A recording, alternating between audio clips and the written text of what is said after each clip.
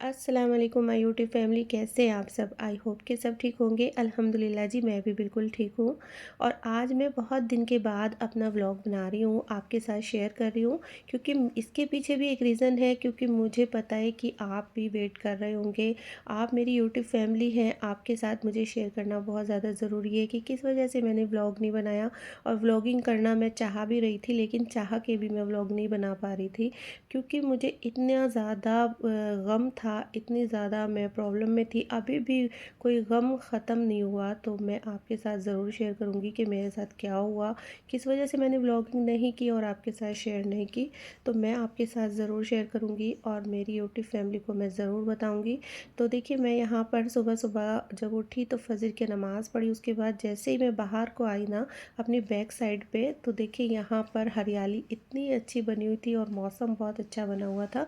तो फ़जर की नमाज़ के बाद जैसे बाहर निकलो ना, ठंडी ठंडी हवाएं रहती हैं और बहुत अच्छा दिल लगता है। तो वो मैं आ गई थी बाहर, और उसके बाद क्योंकि मुझे बनाना था नाश्ता, और नाश्ते से पहले मेरा दिल चाह रहा था कि एक कप चाय मैं ज़रूर पी लूँ। तो मैं सबसे पहले आई अपनी किचन में और मैंने बनाने रख दिया था चाय। और चाय के बाद मैं जैसे ही मैं चाय बना लूँगी, उसके बाद फिर मुझे बच्चों को भी स्कूल भेजना है, उनका लंच तैयार करना है और ब्रेकफास्ट कराना है। तो देखिए, मैं यहाँ पर सबसे पहले चाय बना लेती हूँ। तो मैं 2-3 कप चाय बनाऊँगी, अपने लिए भी बनाऊँगी और 1-2 कप अपने बच्चों को भी चाय का दे दूँगी। आज मैंने अदरक की चाय बनाई थी, तो इसलिए पानी में मैंने अदरक और तुलसी को पका लिया था। क्योंकि पानी में अदरक और तुलसी को अच्छी तरीके से पका कर के ना, जब हम चाय बनाते हैं तो इससे क्या होता है ना कि जो हमारा आजकल ये मौसम जो चल रहा है ना, तो गला ख़राब रहता है। तो इससे जो नज़ला गला ख़राब रहता है बिल्कुल ठीक हो जाता है। तो देखिए गाइस, मैंने यहाँ पर चाय बनाई है अदरक और तुलसी की, और थोड़ी सी मैंने एक तो इसमें इलायची भी ऐड की थी। तो आप भी ज़रूर इस तरह की चाय को पीजिए जब भी आपको नज़ला हो, आपका गला ख़राब हो, इस तरह से आप चाय को ज़रूर एंजॉय करिए। तो देखिए, सामने हमारे कड़ी पत्ता लगा हुआ था और इधर हमारे पेड़ भी हरे भरे हो रहे थे, क्योंकि मौसम भी आज का बहुत अच्छा था। तो सबसे पहले मैंने चाय पी, और मैं आपको बताऊंगी किस वजह से मैंने ब्लॉगिंग नहीं की। तो देखिए गाइस, मेरे पापा का इंतकाल हो गया, तो उसके लिए मैं बहुत ज़्यादा परेशान थी, बहुत ज़्यादा मैं इतनी ज़्यादा परेशान हो गई थी उसके लिए। तो बिल्कुल मुझे होश ही नहीं रहता था, मैं दिन भर सोचती रहती थी, व्लॉगिंग करने का बिल्कुल मन नहीं करता था और मेरा कोई भी काम करने का मन नहीं करता था। अभी भी मेरा मन नहीं करता, क्योंकि माँ बाप का गम जो होता है ना, ज़िंदगी भर नहीं भुला पाते। माँ बाप का गम ही ऐसा होता है कि कोई भी बंदा, कोई भी इसमें चाहे लड़की हो या लड़का, बिल्कुल भी गम को भुलाया नहीं जाता। और ख़ास तौर से जो लड़कियाँ होती हैं ना, उनको बहुत ज़्यादा लगाव होता है अपने पापा से। तो देखिए, मुझे तो अपने पापा से बहुत ज़्यादा लगाव था, और मेरे पापा भी मेरी बहुत ज़्यादा कदर करते थे, मोहब्बत करते थे मेरी से। और इतनी ज़्यादा उसके बाद भी मुझे बुला रहे थे पापा। जब उनका ऑपरेशन हुआ तो पापा ने मुझे बुलाया, लेकिन मैं मजबूरी की वजह से जा नहीं सकी, क्योंकि मेरी मदर इन लॉ घर पे आई हुई थी मेरे पास। उनके हाथ में फ्रैक्चर था, तो मैं उसकी वजह से उनको छोड़ के जा नहीं सकी कि वो उनके हाथ में फ्रैक्चर है, वो काम कैसे करेंगी, कैसे देखभाल करेंगी, अपना काम कैसे करेंगी। तो इस वजह से, लेकिन मुझे पता नहीं था मेरे पापा का ये आखिरी वक्त है और वो मुझे बुला रहे हैं अपने पास मिलने के लिए। तो इस चीज़ का मुझे बहुत ज़्यादा गम हुआ, जो मैं ज़िंदगी भर भी नहीं भूल सकती। और बहुत ही ज़्यादा मैं इस चीज़ के लिए परेशान थी कि मुझे अपने पापा के पास जाना है, जाना है। मैं बहुत कोशिश कर रही थी, लेकिन मैं कोशिश करके भी नहीं जा सकी, और पापा से मैं उनकी होश में बिल्कुल भी नहीं मिल सकी। जब पापा का ऑपरेशन हो गया, तो मैं आपको बताऊं कि किस चीज़ का मेरे पापा का ऑपरेशन हुआ है। तो पापा के ना घुटने में बहुत ज़्यादा दर्द रहता था, तो दोनों घुटनों में दर्द रहता था। तो पापा का ऑपरेशन हुआ था, और ऑपरेशन के दौरान ही उनको, जब ऑपरेशन हो गया, एक दिन बाद उनको स्ट्रोक आ गया। तो जब उनको ब्रेन स्ट्रोक आया, तो उसके बाद वो 10-12 दिन तक उसी हाल में रहे, मतलब कोमा में एक तरह से रहे, और पापा बिल्कुल भी होश में नहीं थे। तो पापा से मैं 10-15 दिन मिली हूँ, लेकिन पापा होश में नहीं थे। मैंने देखा है उनको, मैं मिलने के लिए गई हूँ, और 10-12 दिन मैं ऐसे ही पापा के साथ रही हूँ, और उसके बाद पापा का इंतकाल हो गया। तो इस चीज़ का मुझे बहुत ज़्यादा गम है, बहुत ज़्यादा मैं परेशान हूँ इस चीज़ से कि मैं अपने पापा से उनकी ज़िंदगी में नहीं मिल पाई हूँ, क्योंकि उन्होंने मुझे बुलाया भी था रहने के लिए अपने पास, कि थोड़े दिन के लिए मेरे साथ रह लो आकर के। लेकिन क्या होता है ना, अक्सर जब ससुराल में लड़कियाँ होती हैं ना, इतनी ज़्यादा मजबूर हो जाती हैं, वो कुछ कर नहीं पाती। अपने घर के लिए, अपनी फैमिली के लिए, अपने पेरेंट्स के लिए तो बिल्कुल भी चाह के भी वो अपनी मनमर्ज़ी नहीं चला सकती जब वो ससुराल में होती है, क्योंकि उनको ससुराल भी देखना होता है। अब मेरी मदर इन लॉ के हाथ में है ना बहुत ज़्यादा चोट लगी थी, यहाँ तक कि प्लास्टर हुआ था, तो उसकी वजह से मैं जा नहीं सकती थी। तो खैर मेरे नसीब में यही था, यही लिखा था कि मुझे पापा से उनकी होश में मिलना ही नहीं था। अल्लाह ताला जो नसीब में लिखते हैं ना तो वो पूरा होके रहता है। तो पता नहीं क्यों मुझे ऐसा हुआ मेरे साथ, जबकि मेरे सारे बहन भाई सब मिले पापा से और सबके साथ वो बहुत हँस के खुश होके गए। और मेरे से भी पापा ने कॉल पे बात की जब वो ऑपरेशन के लिए जा रहे थे, तो पापा ने मुझे कॉल किया था, तो आखिरी बात मेरी पापा से उसी वक्त हुई थी। तो खैर अल्लाह ताला से आप भी दुआ करिए पापा को, अल्लाह ताला जन्नतुल फिरदौस अता फरमाए। आप लोग भी मेरे पापा के लिए दुआ कीजिए, अल्लाह ताला मेरे पापा को जन्नतुल फिरदौस अता फरमाए, पापा की मग़फ़िरत करे, अल्लाह ताला उनके दर्जात को बुलंद फरमाए। मैं भी हमेशा उनके लिए दुआ करती रहती हूँ, जब भी मुझे याद आते हैं पापा तभी मैं उनके लिए दुआ करती हूँ। उनके लिए पढ़ कर के कुछ भेज देती हूँ, सदका कर देती हूँ, तो इससे पापा को बहुत ज़्यादा फ़ायदा मिलेगा इंशाअल्लाह। अल्लाह ताला की ज़ात से पूरी उम्मीद है। जब मेरे पापा का आखिरी वक्त था बिल्कुल और पापा बेहोश जब तक नहीं हुए थे, पापा ने कुरान की आयतें भी पढ़ी और कलमा भी पढ़ा। जब पापा ने कलमा पढ़ा और कुरान की आयतें पढ़ी, उसके बाद बस पापा को एक इंजेक्शन लगा दिया गया था जिससे वो बेहोश हो गए थे। तो अल्लाह की ज़ात से उम्मीद है पापा अल्लाह का नाम लेते लेते ही इस दुनिया से रुखसत हो गए। तो आप भी दुआ कीजिएगा इंशाल्लाह, और मैं भी दुआ करती हूँ अपने पापा के लिए, अल्लाह ताला उनकी मग़फ़िरत करे और जन्नतुल फिरदौस में आला से आला मकाम अता फ़रमाए। तो चलिए मैं आपके साथ ये बात तो मैंने शेयर कर दी, बहुत ज़रूरी थी आपके साथ मैंने ये बात शेयर करनी, क्योंकि आप लोगों को भी लगता होगा कि व्लॉगिंग स्टार्ट की थी। अभी तो मेरा न्यू चैनल है और मैंने व्लॉगिंग स्टार्ट की है, लेकिन व्लॉगिंग मैंने बहुत जल्दी बंद भी कर दी थी 7-8 व्लॉग के बाद ही। और मैं आपको इसीलिए ये बात ज़रूर बताना चाहती थी कि मैंने किस वजह से व्लॉगिंग को बंद किया था।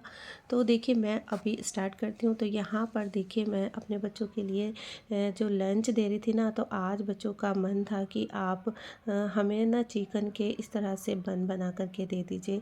तो देखिए मैं यहाँ पर थोड़ा मेयोनीज़ लगा करके और एक साइड पे मैं सॉस लगा लूँगी और इस तरीके से मैं बच्चों का लंच तैयार करके बच्चों को दे दूँगी। तो अभी मैंने ब्रेकफास्ट बच्चों को दे दिया, तो बच्चे कर रहे थे ब्रेकफास्ट और उसके बाद मैं बच्चों को लंच दे दूँगी तो वो स्कूल चले जाएंगे। तो देखिए मैं इस तरीके से अपने घर के सभी काम धीरे धीरे धीरे धीरे करती रहती हूँ और अपना दिल थोड़ा सा मैं बहलाने की कोशिश करती हूँ कि किसी तरह से घर के काम में ही लग कर के, ब्लॉगिंग में लग कर के अपने गम को थोड़ा सा हल्का कर सकूँ, थोड़ा सा माइंड अपना फ्रेश कर सकूँ। लेकिन माइंड फ्रेश नहीं होता, जाहिर सी बात है, माँ बाप का गम तो ऐसा ही होता है। आज मेरे बेटे की पेरेंट्स मीटिंग थी तो मुझे जाना था पेरेंट्स मीटिंग में, तो जल्दी जल्दी मैं अपने काम निपटा रही थी, किसी तरह से जल्दी से मुझे पेरेंट्स मीटिंग में जाने का टाइम मिल जाए, क्योंकि अभी बच्चों के जो हाफ ईयरली एग्ज़ाम हुए थे उसके बाद पेरेंट्स मीटिंग रखी हुई थी। तो पेरेंट्स मीटिंग में मुझे जाना था, लेकिन आज तबीयत भी मेरी सही नहीं थी, तो जल्दी जल्दी मैं अभी काम निपटा रही हूँ। उसके बाद जाऊँगी पेरेंट्स मीटिंग में और उसके बाद मुझे बहुत सारे घर के काम भी करने थे। गाइज़ आप लोगों से मेरी हम्बल रिक्वेस्ट है, आप चैनल को ज़रूर सब्सक्राइब कीजिए, मेरे चैनल को सपोर्ट कीजिए, क्योंकि मेरा न्यू चैनल है और न्यू चैनल को सपोर्ट की बहुत ज़्यादा ज़रूरत होती है। मैं आप लोगों के लिए ब्लॉग लेकर के आती रहूँगी, नए नए ब्लॉग लेकर के आऊँगी और जो भी मेरी डेली रूटीन होगी तो मैं आपके साथ ज़रूर शेयर करूँगी, क्योंकि मैंने चैनल इसीलिए बनाया था कि थोड़ा सा ना इसमें बिज़ी हो जाते हैं, जो हमारा वक्त फ्री होता है उसमें इधर उधर अगर हम बैठते हैं फालतू की बातें करते हैं तो हमारा जो माइंड है ना वो डिस्टर्ब बहुत ज़्यादा रहता है। और मेरे साथ तो अब ऐसा गम लगा है कि इसमें तो मुझे बहुत ज़्यादा बिज़ी रहने की एक ज़रूरत है। आप लोग मेरी हौसला अफजाई कीजिए, आप लोगों की सपोर्ट की मुझे बहुत ज़्यादा ज़रूरत है। तो देखिए यहाँ पर मैंने अंडे का सालन बना लिया था और मेरा बेटा लेकर के आया था थोड़ी सी चीज़, तो बोल रहा था कि मुझे ये चीज़ खानी है मम्मा, लेकिन मैंने मना भी किया कि रात का टाइम है, ये चीज़ मत खाइए, लेकिन वो बोल रहा था कि नहीं मम्मा छोटी सी पार्टी मुझे करनी है। और उसने क्या किया कि मैगी को है ना खुद ही बनाया कि नहीं मैं इसको खुद बनाऊँगा। तो देखिए यहाँ पर ये छोटा सा पैकेट लेकर के आया और ख़ुद से इसको बना रहा था। बिल्कुल भी नहीं माना, मैंने उसकी हेल्प करने की कोशिश की लेकिन बिल्कुल भी नहीं माना कि नहीं मुझे खुद ही बनाना है। तो देखिए इसने मसाला भी डाल दिया और छोटा सा मैगी किस तरीके से ये बना रहा है। तो मुझे बनानी थी रोटी, तो इधर एक साइड पे उसकी मैगी बन रही थी और एक साइड पे मैं रोटी बना रही थी। मैंने कहा चलो साथ में मैं रोटी भी बना लूँगी और इसकी मैगी को भी चेक कर लूँगी। अब बच्चे की ज़िद है, ज़िद करते हैं बच्चे कि नहीं मुझे अपना काम खुद करना है, मम्मा मुझे किचन का काम सिखा दीजिए। अच्छा, इसको ना मेरे से बहुत ज़्यादा लगाव है, क्योंकि जो बच्चे छोटे होते हैं ना तो वो माँ के ना बहुत ज़्यादा करीब होते हैं, हर वक्त माँ के पास लगे रहते हैं। तो ये जो है ना किचन में मेरे साथ लगा रहता है, बहाना बहाना से मेरे पास आता रहेगा और जब मैं किचन में रहती हूँ तो ज़्यादातर मेरे पास रहता है। अच्छा, इसको ना किचन की ज़्यादातर चीज़ों का पता चल गया है, जबकि माशाल्लाह इसकी एज इतनी ज़्यादा नहीं है अभी। तो लेकिन फिर भी ये किचन में लगा रहता है मेरे साथ, तो देखता रहता है सब सामान को। देखिए, मैं आपको दिखा रही हूँ, ये चकला बेलन है ना, तो ये मेरी नानी का दिया हुआ मुझे गिफ्ट है। तो मुझे इस पे रोटी बनाना अच्छा लगता है, लेकिन ये ना ये स्लिप करता है बहुत ज़्यादा। तो इस तरह से शीट के ऊपर रख कर के अगर मैं इसके ऊपर रोटी बेलती हूँ ना तो अच्छे से बेल जाती है। तो देखने में भी ये बहुत खूबसूरत है और लाइट वेट है और इतना अच्छा सा लगता है ना मुझे ये। मैं इसको कभी कभी यूज़ करती हूँ, ज़्यादा यूज़ नहीं करती। ज़्यादातर तो मैं इसी तरह से रोटी बनाती हूँ। ये जो मैट मैंने मंगाई थी सिलिकॉन की, तो इसके ऊपर भी रोटी बहुत अच्छे से बन जाती है।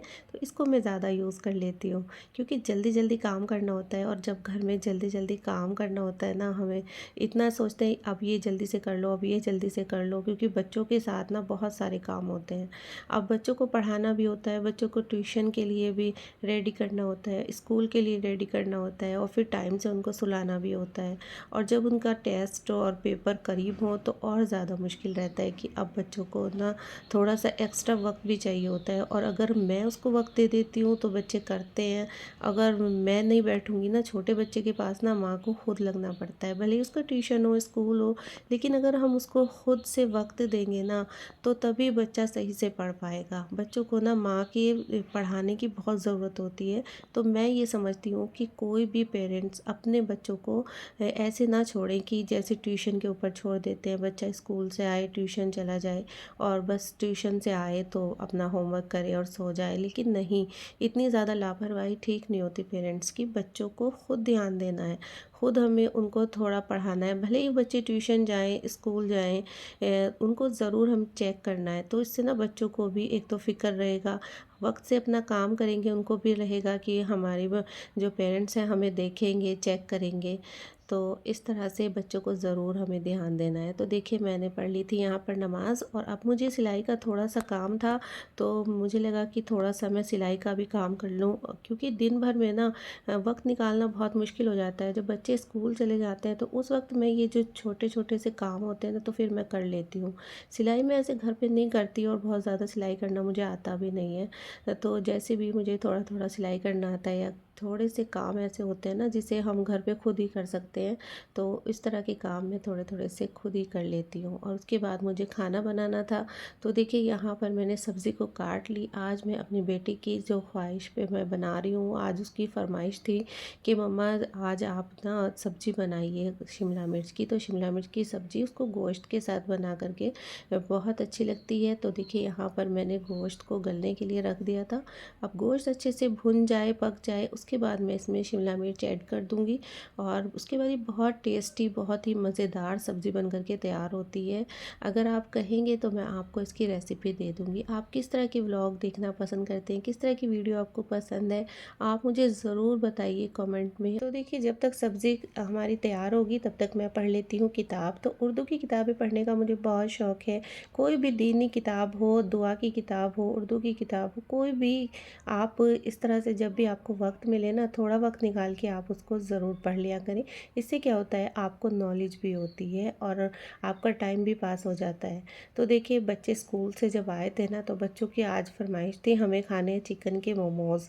तो मैंने घर पर तो आज मोमोज़ नहीं बनाए, क्योंकि आज वक्त इतना नहीं था कि मैं उनको घर पर मोमोज़ बना कर के दे सकती थी। तो मैंने ऑर्डर कर दिया था। तो देखिए, ऑर्डर भी आ गया है और गरम गरम मोमोज़ बहुत ही ज़्यादा टेस्टी होते हैं ये, तो अच्छे लगते हैं। खैर, बच्चों को बहुत ज़्यादा पसंद है। मैं डेली में ऐसे कोई भी चीज़ बच्चों को बाहर से मंगा करके नहीं देती, कभी कभी मैं ऑर्डर कर देती हूँ बच्चों के लिए, क्योंकि बच्चों के को ना बाहर के खाना ज़्यादा नहीं देने चाहिए, घर के खाने पका करके दे दें। अच्छा, इससे सबसे बड़ा फ़ायदा ये होता है घर पर जब हम कोई भी खाना बनाते हैं ना, तो हम घर पर जब हम कोई भी खाना बनाते हैं ना, तो हम हेल्दी बना सकते हैं उसको। ऐसे अनहेल्दी खाने जो बाहर के होते हैं ना, बच्चों को बहुत ज़्यादा नुकसान देते हैं। तो देखिए बच्चों ने बहुत अच्छे से एंजॉय किया और उसके बाद मैं चली गई थी वॉक पे, क्योंकि रात हो गई थी और रात में आज मुझे वॉक करना था, क्योंकि दिन में तो मैंने वॉक नहीं किया था। कभी-कभी मैं मॉर्निंग वॉक कर लेती हूँ, ज़्यादातर मैं नाइट में ही वॉक करती हूँ। और मैं बच्चों को लेकर के चली गई थी वॉक करने के लिए। बस थोड़ी देर के लिए मैं पार्क में गई थी और इसके बाद मैं आ गई थी घर पे, और बच्चों को मैंने जल्दी से सुला दिया था, क्योंकि सुबह में फिर से वही रूटीन रहता है, बच्चों को स्कूल जाना होता है, मदरसे जाना होता है। तो इस तरीके से मेरा आज का व्लॉग यहीं पर मैं एंड करती हूँ, और उम्मीद है कि आपको आज का व्लॉग पसंद आया होगा। अगर व्लॉग पसंद आया तो वीडियो को ज़रूर लाइक कीजिए, चैनल को सब्सक्राइब कीजिए और दूसरों को भी आप ज़रूर शेयर करिए, क्योंकि मुझे आपकी सपोर्ट की बहुत ज़्यादा ज़रूरत है। तो चलिए जल्दी हूँ इंशाल्लाह फिर लौट के आऊँगी एक और नए ब्लॉग के साथ। तब तक के लिए अल्लाह हाफ़िज़।